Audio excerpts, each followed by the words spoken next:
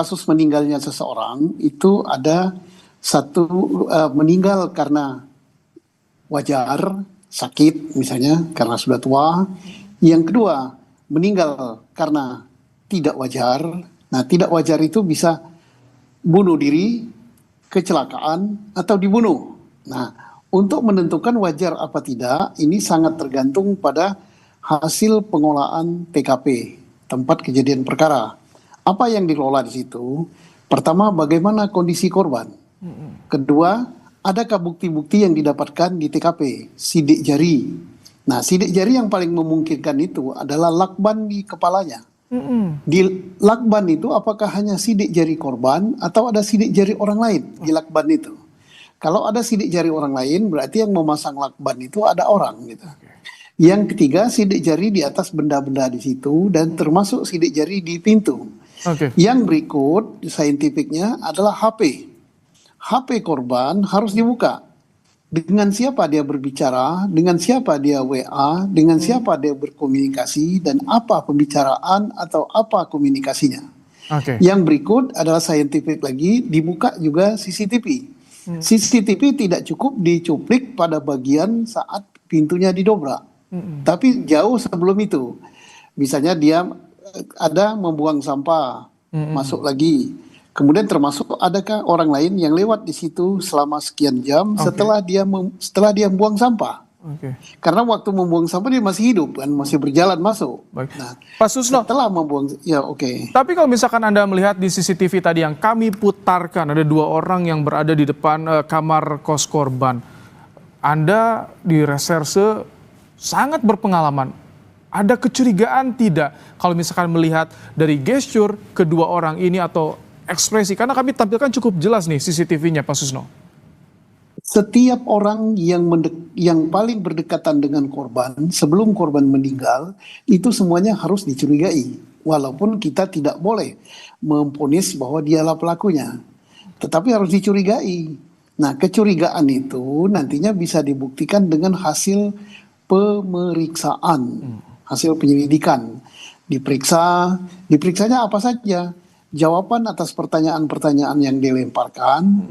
Kemudian yang berikut adalah kalau serse yang berpengalaman, dia akan membaca gerak tubuh, cara berbicara, sikap, dan sebagainya. Insya Allah saya yakin ini bisa terungkap gitu ya. Kenapa bisa terungkap? HP ada, sidik jarinya ada, CCTV ada, kemudian nanti hasil-hasil pemeriksaan lain termasuk dari istri, dari saksi yang mengetahui, saksi yang mendobrak dan sebagainya, insya Allah bisa terungkap. Kalau menurut Anda ini yang bikin agak tantangan, bikin lama apa ini 2 hari kan, kalau misalkan CCTV ada sidik jari, ada juga di lakban, HP secara digital bisa di track juga bagaimana histori percakapan terakhir, Pak Susno. Ya, tidak kalah penting adalah hasil daripada pemeriksaan otopsi. Karena hasil dari otopsi itu akan menjawab apakah korban misalnya meninggal karena menegak obat.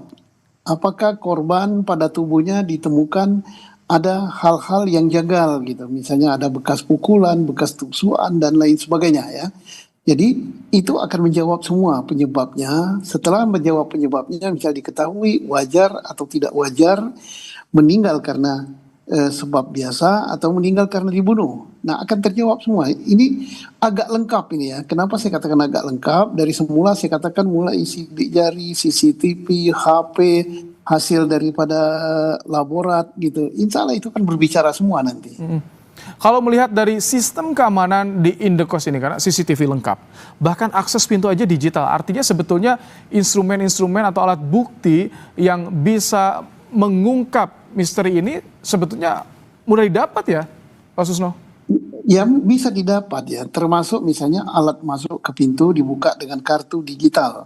Bukan berarti bahwa yang mempunyai kartu itu hanya si korban, si pemilik kamar. Karena kartu digital dan sebagainya kan itu bisa di set gitu dengan kartu lain ya.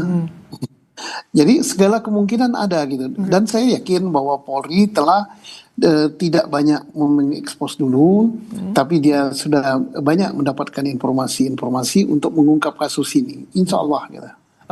Apakah cukup dengan yang ada di TKP saja investigasinya atau juga ditarik ke belakang sebelum korban pulang ke kamar indekos misalkan dari instansinya, dari Kementerian Luar Negeri atau bagaimana menurut Anda? Semua tidak cukup hanya yang di situ saja, karena kemeninggalan seseorang itu kalau meninggalnya tidak wajar karena dibunuh taruhlah, pasti ada sebabnya. Sebabnya bisa sebab ekonomi karena dirampok atau dicuri barangnya, bisa sebab dendam, bisa sebab karena asmara, bisa sebab karena persaingan. Nah, itu harus diungkap. Nah, untuk mengungkap itu ya mulai teman terdekat di kantor, atasannya, teman-temannya yang lain, kemudian termasuk istrinya juga. Karena biasanya istri tempatnya menyampaikan suatu keluhan gitu kan. Dari situ bisa diungkap. Saya yakin Polri telah memeriksa semua dan mana yang paling memungkinkan dari sekian praduga. Oke. Baik.